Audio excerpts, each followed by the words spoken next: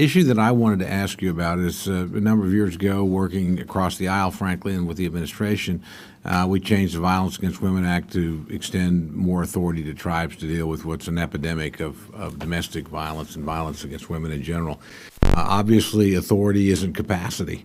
And we've got a number of tribes I know that are engaged. I actually met earlier today with the Pasca Yaquis who are, have invested in this, and I think are taking it very seriously.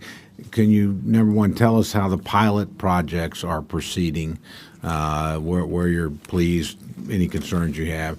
And second, can you give us some sort of long-range vision on what our responsibility would be, in your view, to provide capacity? Again, some tribes are going to have the ability to finance these kind of efforts, and it's everything from good law enforcement to appropriate judicial systems and detention facilities. Some tribes simply won't. And so I'd like to get your views on this going forward.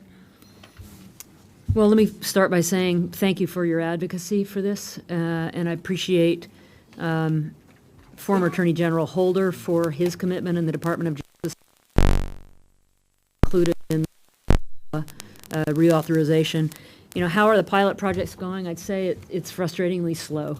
I'll follow up with Larry Roberts and get more information on you specifically, but still just a few locations where we're piloting this. There are still, many examples of violence against women that are not being prosecuted by local tribal courts that aren't part of this pilot.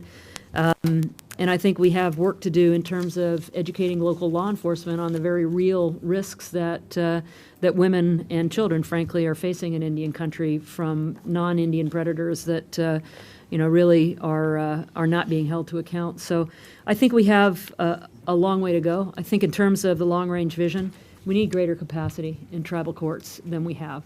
They have a significant backlog. We need greater capacity in law enforcement.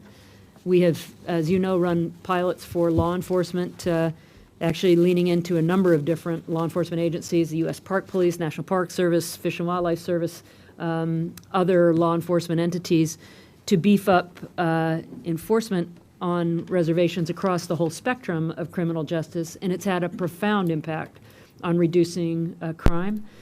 But we do have a challenge filling the jobs in Indian country and covering the landscape, frankly, so that when a woman does call 911, they may or may not get a response. And it may be a long time before somebody's able to respond just because of the large territories, few people, and lack of resources. So I think we have a lot of work to do still.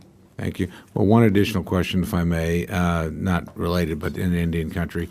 I'd also like it, and you may want to get back to us for the record on this, but again, a number of years ago, we made a very significant financial commitment in the Cobell settlement. And we've had a couple of hearings on this, Mr. Chairman, but that's a multi-year project, a lot of money involved, frankly, and just want to get your assessment of where we are, both in terms of sort of reuniting fragmented land, getting that back into use by tribes, and then the individual compensation awards. So we're making great progress, and I'm going to ask Mike to answer that with the details. Yes, Congressman, this is one of the areas that if you would ask me what I was going to spend the most amount of my time on when I first got confirmed, it would have been the land buyback program. But fortunately, it's really taken off, and let me give you some quick metrics. We are about 33% of the way through the 10-year time frame for implementing the settlement, and we've expended about $736 million, 47% of the funds already in restoring fractionated interest back to tribal trust ownership. That's the equivalent of about 1.5 million acres of land. We were allotted $285 million for administrative costs.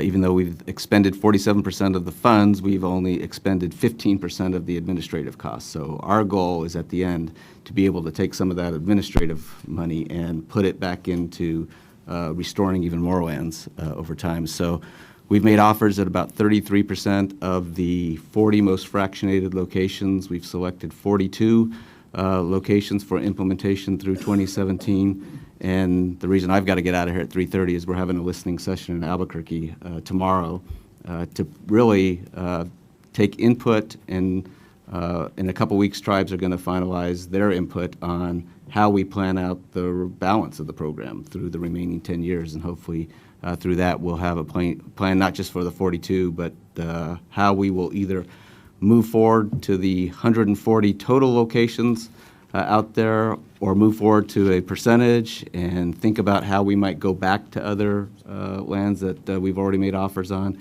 Overall, it's just been a very successful program, I think, because of the great work that our team has done, the great leadership in Indian country, and the great bipartisan support that there's been. Well, I really want to thank you on these efforts. I think it makes a big difference just in terms of dealing with past grievances and, frankly, putting land back to productive use for tribes. So the administration is to be commended here, and I'd like to continue to work with it. Mr. Chairman, I yield back.